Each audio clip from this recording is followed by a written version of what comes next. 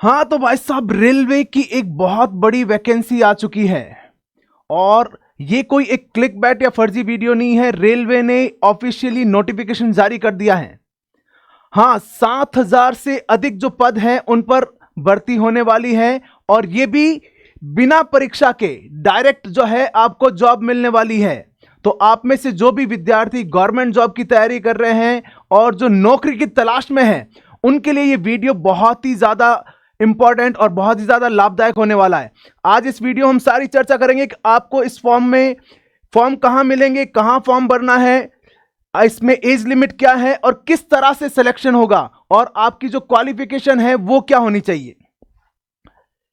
ये देखिए, ये सारे जो ट्रेड्स हैं, इन ट्रेड्स में और इतने अलग अलग डिपार्टमेंट्स में जो है रेलवे ज्वाइनिंग लेने वाला है, भर्ती लेने वाला है। आप में से जो भी विद्यार्थी तैयारी कर रहा है उनके लिए एक बहुत इंपॉर्टेंट सूचना, आपको अगर इस तरह के सारे इंफॉर्मेटिव नॉलेज वाले जो वीडियो चाहिए या फिर आपको स्टडी कंटेंट चाहिए, जो भी रेलवे या सेंट्रल गवर्नमेंट की तैयारी कर रहा है उनके लिए डीप विजन नाम से हमारा टेलीग्राम चैनल है, उसे ज्वाइन कर लीजिए, जिसका डिस्क्रिप्शन में लिंक भी दिया हुआ है। लिंक पे जाके आप डायरेक्ट वहां पे ज्वाइन कर लेंगे।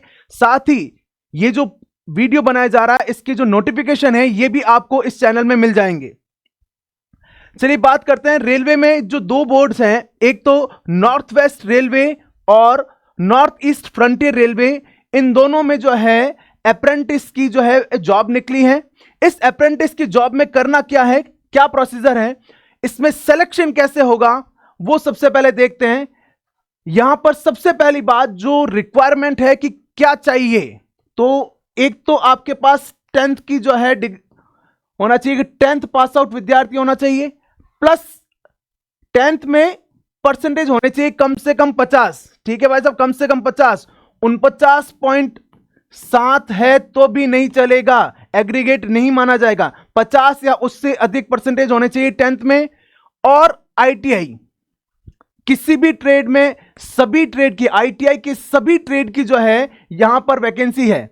अभी एक एक जो ट्रेड है उनके बारे में विस्तृत रूप से हम चर्चा करेंगे।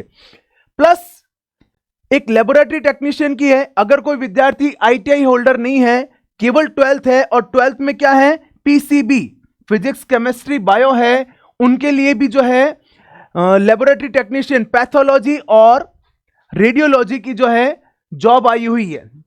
बहुत ही इंपॉर्टेंट चीज है, इसे अच्छी तरह से देखिएगा आप। सिलेक्शन क्या होगा, सिलेक्शन में आपका जो है एवरेज मार्क्स जो है वो कैलकुलेट किया जाएगा। 10th के मार्क्स और आईटीआई के जो मार्क्स है उनका एवरेज निकाला जाएगा और उस एवरेज के बेस पर मेरिट बनाई जाएगी।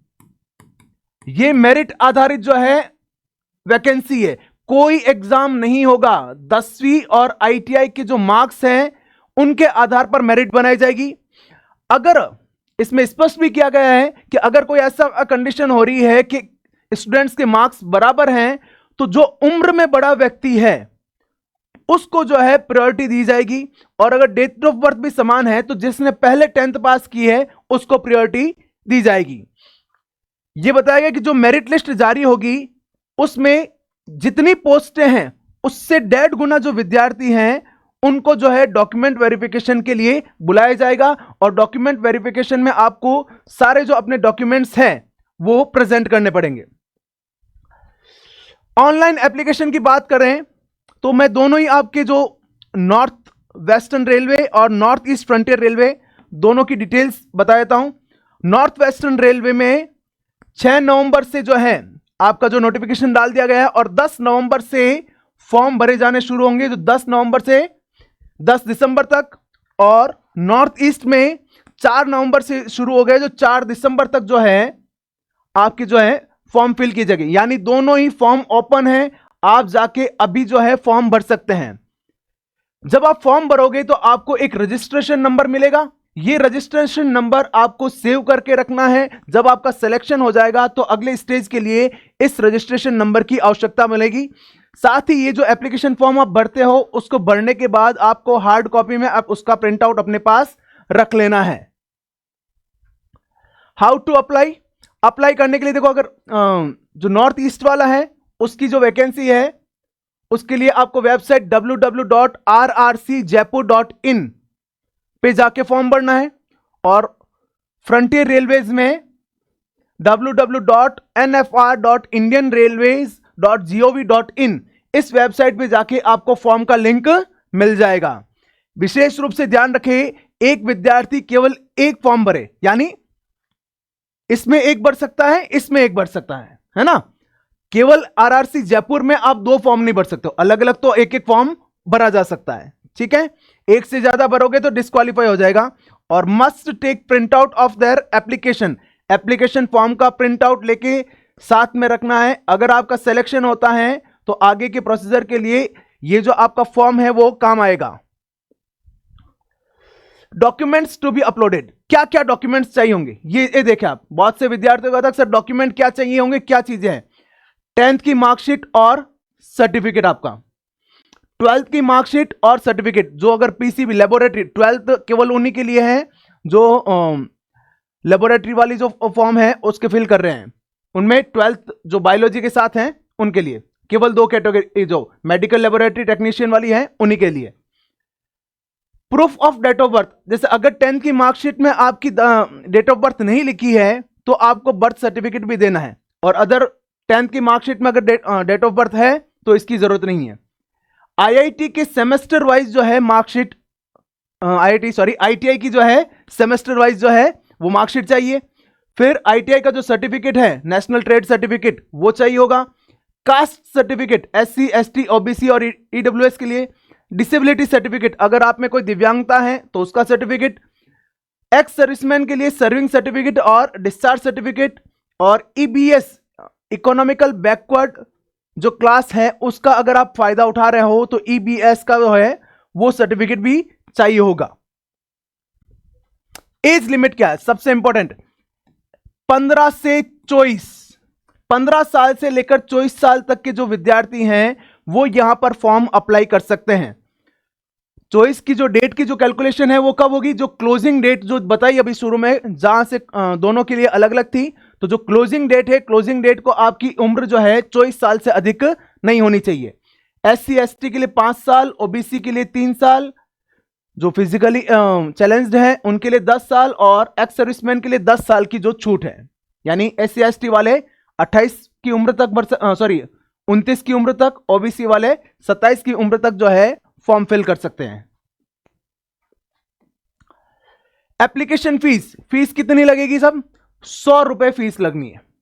इसमें भी SC ST जो दिव्यांग है, इकोनॉमिक बैकवर्ड सेक्शन के हैं और जो वुमेन कैंडिडेट हैं उनकी फीस नहीं लगनी है। यानी सीधे अर्थों में अगर कहें तो जनरल और OBC के जो मेल कैंडिडेट है उनको 100 रुपए की फीस अदा करनी है। EBS वालों के लिए सर्टिफिकेट होना चाहिए, जो इकोनॉमिक बैकवर्ड क्लास का जो अगर रिलैक्सेशन ले रहा है उनके पास सर्टिफिकेट होना चाहिए। ट्रेनिंग पीरियड एंड स्टिपेंड्स, जो ट्रेनिंग पीरियड है लगभग अधिकतर के सब आप नोटिफिकेशन देख लीजिए, नोटिफिकेशन में अलग अलग ट्रेड के जो है वो ट्रेनिंग पीरियड बताए गए हैं। अनुमानित रूप से सबका ट्रेनिंग पीरियड 1 साल का है, और उस ट्रेनिंग में भी जो है वो एक निर्धारित जो है वेतन देंगे, उसका मेंशन नहीं है बट होगा 8,000 10,000 के आसपास ट्रेनिंग पीरियड में भी पैसा होना है। एक एग्रीमेंट होता है, इसके बारे में जानकारी दे दूं कि यानी आप जो है वो ट्रेनिंग पीरियड को बीच में छोड़ के नहीं जा सकते हो। अगर बीच में छोड़ के जाओगे तो आपको जो कॉस्ट ऑफ ट्रेनिंग है वो अदा करनी होती है, और मेरे ख्याल से कोई भी जो विद्यार्थी है वो ऐसे छोड़ के आएगा भी नहीं, क्योंकि सबको जॉब चाहिए और बहुत बढ़िया जॉब मिल रही है। नंबर ऑफ वैकेंसी के भाई साहब सबसे इंपॉर्टेंट चीज ये जो बताया कि 7,000 से ज्यादा वैकेंसीज है, वो कौन कौन सी है। तो नॉर्थ ईस्ट फ्रंटियर रेलवे की बात करें तो नॉर्थ ईस्ट फ्रंटियर रेलवे में 5,647 जो है पोस्ट आई हुई है।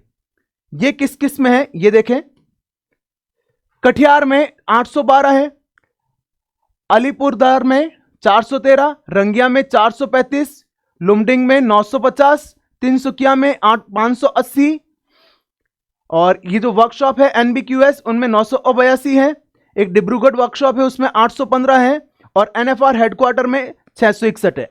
इसमें भी आपको ट्रेड वाइज अलग अलग वैकेंसी बताई गई है कि इलेक्ट्रिशियन के लिए कौन सी है, प्लम्बर के लिए कौन सी है, ये सारी जो है आपको डिटेल नोटिफिकेशन जो है उसमें मिल जाएगी। डिटेल नोटिफिकेशन कहां मिलेगा, हमारे टेलीग्राम चैनल में, जिसका लिंक डिस्क्रिप्शन में दिया हुआ है, ज्वाइन कर लीजिए।